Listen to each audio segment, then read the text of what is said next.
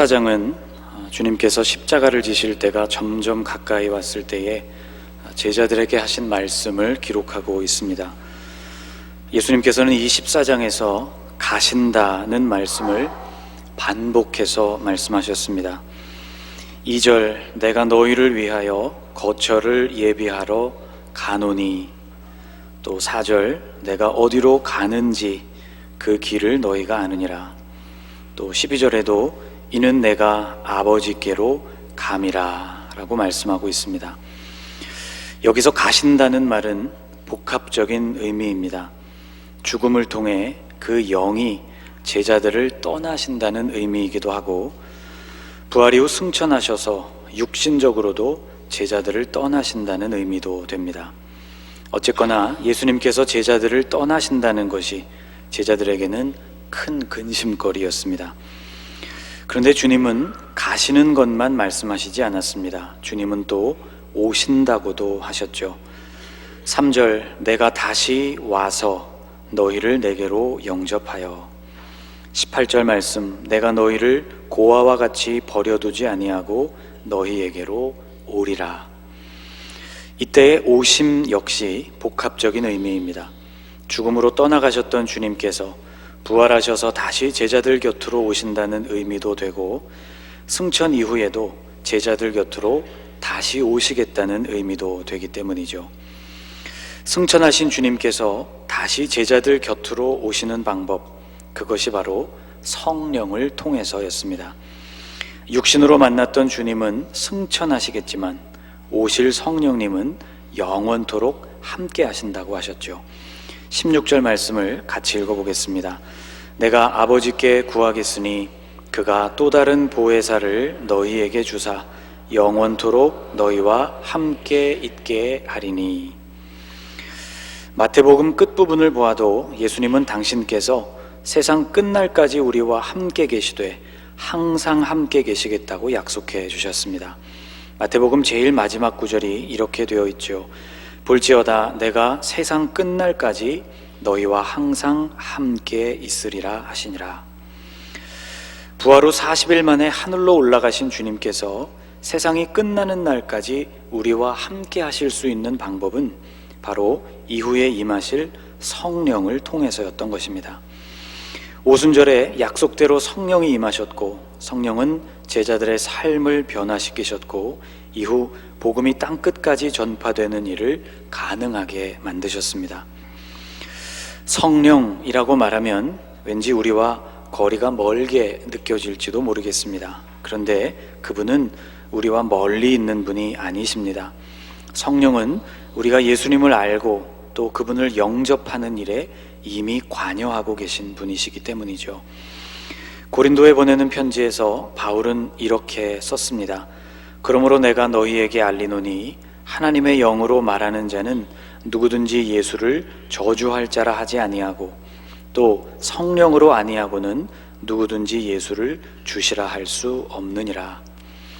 예수님을 받아들여서 주님으로 고백하는 일, 그래서 구원받은 하나님의 백성이 되는 일, 그리고 그 이후의 삶을 살아가는 일, 이 모든 일 속에서 성령께서는 이미 일하시고 계십니다.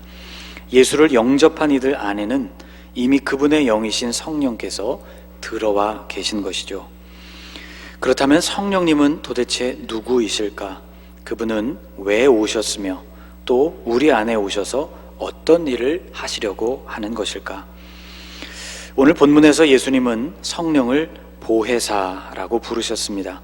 오늘 본문 16절을 다시 보면 내가 아버지께 구하겠으니 그가 또 다른 보혜사를 너희에게 주사 영원토록 너희와 함께 있게 하리니 라고 말씀했고, 26절을 보아도 보혜사, 곧 아버지께서 내 이름으로 보내실 성령이라고 말씀했습니다.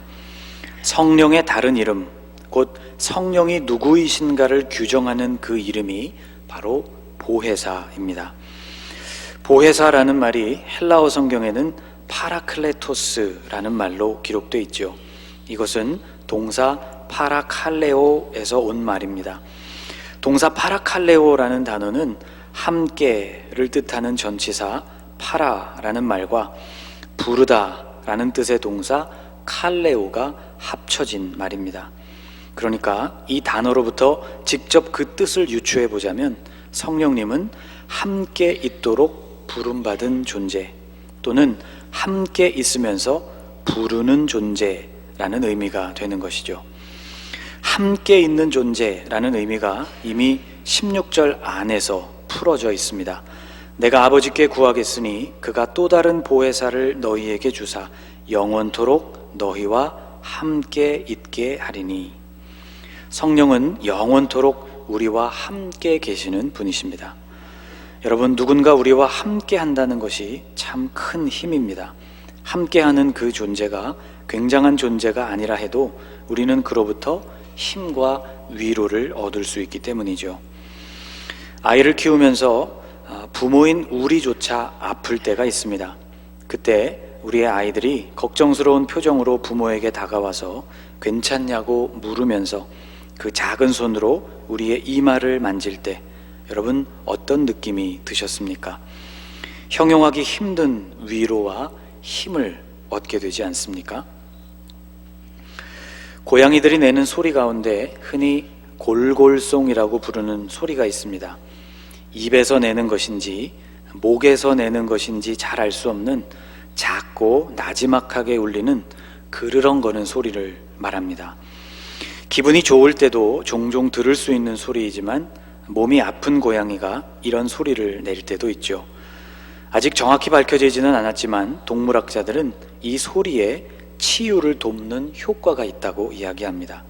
이 소리를 낼 때 고양이의 작은 몸 전체에 작은 진동이 일어납니다. 통증을 완화시켜주고 회복을 돕는 수단이라는 것이죠. 주인이 아플 때 고양이가 곁에 와서 이렇게 골골거리는 경우가 있다는 이야기를 꽤 많이 들어보았습니다. 함께 지내는 동물을 통해서도 이처럼 다정한 위로를 받을 때가 있는 것이죠. 여러분, 주님은 영으로 우리와 함께 하십니다. 그분은 우리 곁에 계실 뿐만 아니라 우리 속에 계신다고 말씀했습니다. 17절 말씀을 같이 읽어보겠습니다. 그는 진리의 영이라 세상은 능히 그를 받지 못하나니 이는 그를 보지도 못하고 알지도 못함이라. 그러나 너희는 그를 아나니 그는 너희와 함께 거하심이요 또 너희 속에 계시겠음이라. 세상은 알지도 못하고 받지도 못하고 볼 수도 없는 그분을 우리는 알 뿐만이 아니라 그분과 온전히 함께 살아가고 있습니다. 그분은 우리와 함께 사시고 우리 속에서 사시는 분이십니다. 또 성령은 우리를 가르치신다고 했습니다. 26절입니다. 보혜사 곧 아버지께서 내 이름으로 보내실 성령 그가 너희에게 모든 것을 가르치시고 내가 너희에게 말한 모든 것을 생각나게 하리라. 성령께서는 우리 속에서 우리를 가르쳐 주시고 또 들은 것을 생각나게 해 주십니다. 여러분, 성경을 쭉 읽어 내려가다가 쿵 하는 소리가 마음에서 울려 퍼질 때가 있죠. 더 이상 계속 읽기를 지속할 수 없을 만큼 그 말씀이 우리를 사로잡는 경험을 한 번쯤은 해보셨을 것입니다. 이것이 바로 성령의 역사입니다. 성령은 지금 읽고 있는 그 말씀의 의미를 깨닫게도 해주시고 이미 알고 있는 말씀이 적절할 때 생각나게도 해주시는 분이시죠. 성령은 우리를 이렇게 도와주십니다. 우리말 성경에서는 성령의 별칭인 파라클레토스라는 말을 보혜사라는 말로 번역했습니다. 보호하고 해, 은혜를 베푸는 스승과도 같은 분이라는 뜻이죠. 이분의 도움으로 우리는 우리에게 주어진 길을 달려갈 수가 있습니다. 오늘 본문 16절에 의하면 이 보혜사의 역할은 성령께서 처음 시작하신 일이 아니라는 것을 알 수 있습니다. 여러분, 16절을 다시 보십시오. 내가 아버지께 구하겠으니 그가 또 다른 보혜사를 너희에게 주사 영원토록 너희와 함께 있게 하리니. 예수님은 장차 오실 보혜사이신 성령을 소개하면서 그분이 또 다른 보혜사라고 말씀하고 계십니다. 또라는 말은 처음이 아니라는 뜻이죠. 그렇다면 처음 오신 보혜사는 누구일까? 그분이 바로 지금 이 말씀을 제자들에게 들려주고 계신 예수님이십니다. 예수님이 보혜사이셨습니다.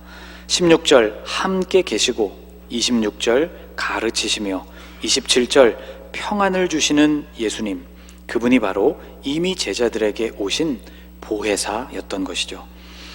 사도 요한이 기록한 다른 성경인 요한서신에도 예수님께서 보혜사이셨다는 것, 그리고 지금도 보혜사이시라는 것을 설명하고 있습니다. 요한일서 2장 1절에 이렇게 기록하고 있죠. 나의 자녀들아, 내가 이것을 너희에게 쓰면 너희로 죄를 범하지 않게 하려 함이라. 만일 누가 죄를 범하여도 아버지 앞에서 우리에게 대언자가 있으니 곧 의로우신 예수 그리스도시라. 여기 대언자라고 번역된 단어가 있는데요, 이 단어는 원래 파라클레토스라는 단어입니다. 여러분이 가진 성경 아랫부분을 보아도 주에 그런 설명이 달려 있을 것입니다. 의로우신 예수 그리스도께서는 우리의 보혜사이시라는 것이죠. 예수님은 지금 아버지 하나님 앞에서 우리를 변호해 주시는 보혜사이십니다. 사탄이 우리의 죄를 가지고 하나님께 우리를 참소할 때 예수님은 우리를 위해 증언하시고 변호하시는 분이십니다. 당신께서 십자가에서 죽으심으로 이미 우리의 죄를 대속하셨다는 것을 증언해 주시는 것입니다. 그리스도의 탄생을 간절히 기다리던 사람 가운데 시므온이라는 사람이 있었습니다. 그의 이야기가 누가복음 앞부분에 소개되어 있죠. 누가는 그를 가리켜서 이스라엘의 위로를 기다리는 사람이라고 표현했습니다. 예루살렘에 시므온이라 하는 사람이 있으니 이 사람은 의롭고 경건하여 이스라엘의 위로를 기다리는 자라. 성령이 그 위에 계시더라. 누가복음 2장 25절의 말씀입니다. 여기서 위로라고 번역된 단어가 바로 파라클레시스라는 단어입니다. 보혜사 파라클레토스와 형태는 조금 다르지만 어원은 동일한 동사인 파라칼레오라는 동사이죠. 위로란 파라, 함께 있을 때 주어지는 것이고, 칼레오, 친근하게 누군가의 이름을 불러줄 때 더욱 강력하게 발휘되는 것이라는 의미입니다. 여러분, 우리가 경기장에서 경기를 하고 있는 선수에게 그 이름을 부르면서 응원하는 이유가 무엇입니까? 우리가 당신과 함께 하고 있으며 우리는 당신을 지지한다는 뜻을 드러냄으로써 그에게 힘을 더해주려는 의도가 아닙니까? 시므온이 만난 것은 비록 아기로 오신 예수님이었지만 그는 이 예수님을 만남으로써 자신이 그토록 기다리던 위로, 파라클레시스를 얻게 되었던 것입니다. 육신으로 함께 하셨던 보혜사 예수님은 지금도 하나님 우편에서 우리를 도우시는 분이시며, 영으로 오신 보혜사 성령께서는 지금 우리 곁에 함께 머무시면서 우리를 돕고 계십니다.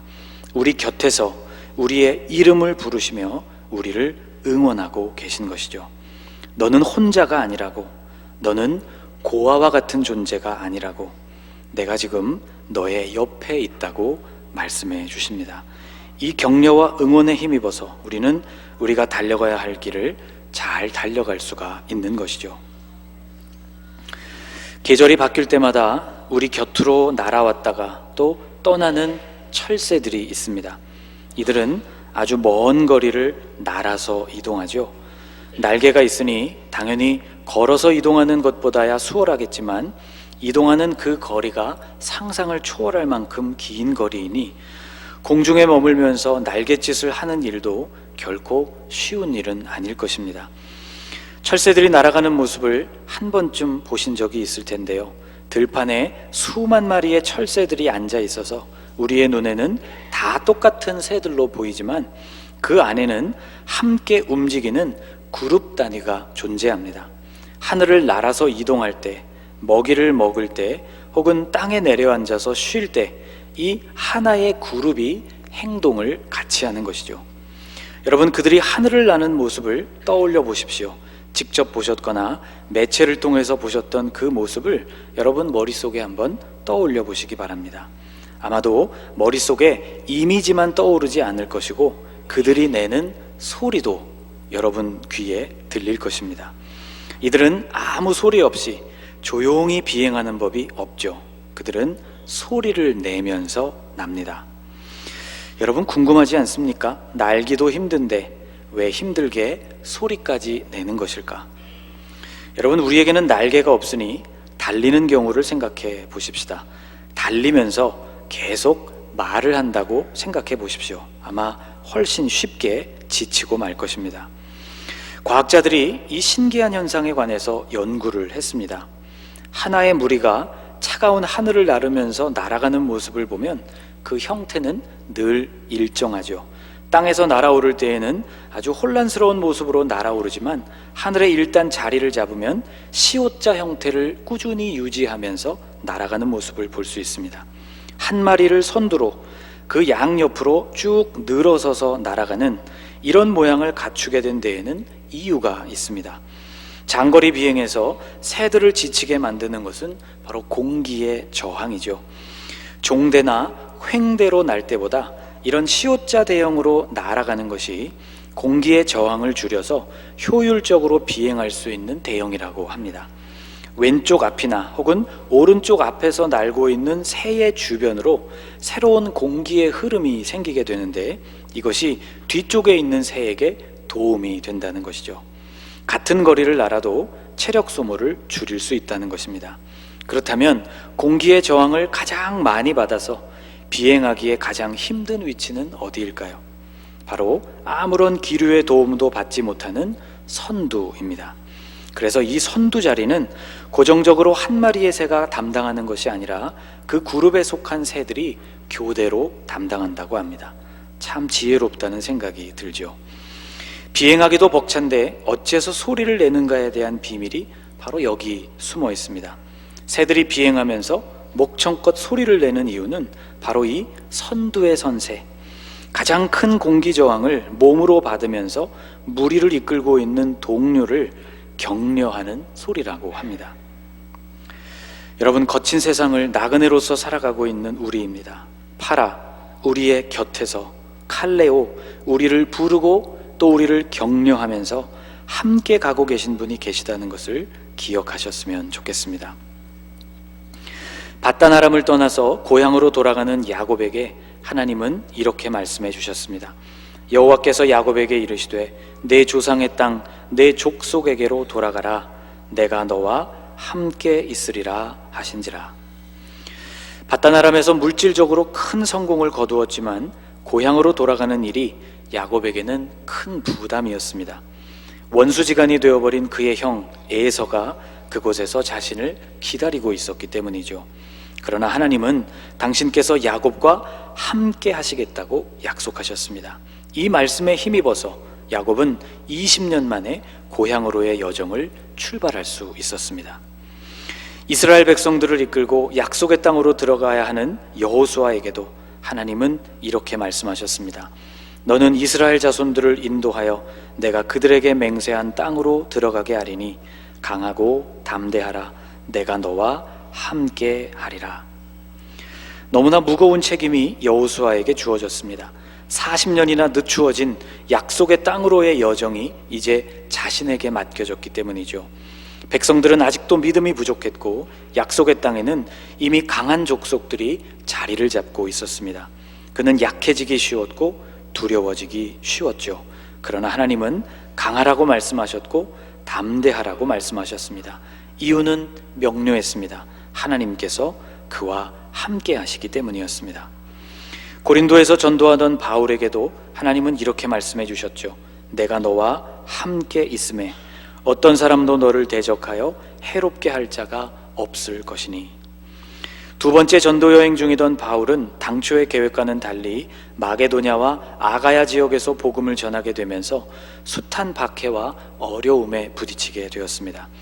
아가야 지역의 고린도까지 내려오게 된 바울은 오랜 여정 때문에 또 그를 따라다니면서 괴롭히는 대적자들 때문에 매우 지치고 약해져 있었죠.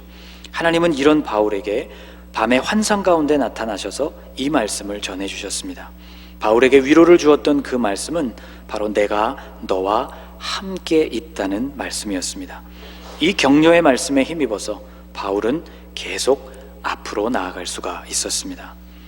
사랑하는 여러분, 이 하나님께서 지금 영으로 우리와 함께 계십니다. 그분은 우리와 가장 가까운 곳에 계시며 우리 안에 들어와 계십니다. 그분은 광야 같은 세상을 순례하고 있는 우리를 곁에서 위로해 주시고 또 격려해 주십니다. 우리가 고아와 같은 신세로 이 세상에 버려진 것이 아님을 기억나게 해 주십니다. 그분은 말씀을 깨닫게 해주시고 깨달은 말씀이 적절한 순간에 생각나게 해주시고 세상이 줄 수 없는 평안을 우리에게 주십니다. 내 옆에 계신 성령, 내 안에 계신 성령님을 의지함으로 날마다 새 힘을 얻고 또 승리하게 되시기를 주님의 이름으로 축복합니다. 기도하겠습니다.